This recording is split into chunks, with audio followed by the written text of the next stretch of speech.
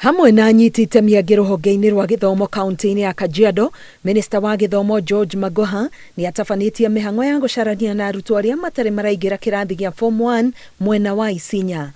Magoha augĩte kũrĩ aciari maigĩte ciana mũciĩ ona matarĩ na wagi mũkĩru wa mbeca cia kũmaingĩria cukuru, akiuga nĩ mekuoerwo ikinya rĩa kĩwatho. I'm hoping that this mopping up exercise will be completed within a week.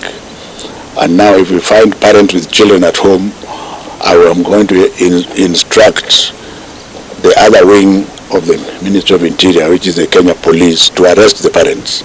It is criminal to stay with children at home because you are waiting for some manna to come from heaven. Because day school is absolutely free. The only thing that a child needs is uniform. Ona gũkĩrĩ ũguo, Magoha augĩte gũtirĩ cukuru wa secondary wa mũingĩ ũrĩ na kĩhoto gĩa kũingata mũrutwo ũtarĩ na bithi, amu thirikari nĩ ĩrũgamĩrĩire gĩcunjĩ kĩrĩa gĩthiaga mathomo-inĩ ma mũrutwo.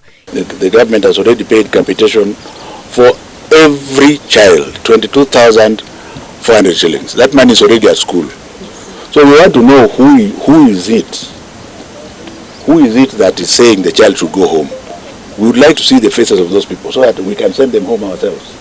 They can go home. The child should go to school. Ihinda-inĩ rĩu Magoha nĩ acerete cukuru-inĩ itiganĩte gũthũrima waki wa irathi cia secondary cia CBC. Mĩhang'o-inĩ ya gũcarania na arutwo arĩa mataingĩrĩte cukuru mwena wa Isinya, mũrutwo ũmwe nĩ ateithĩtio kuma mũciĩ na akaingĩrio cukuru.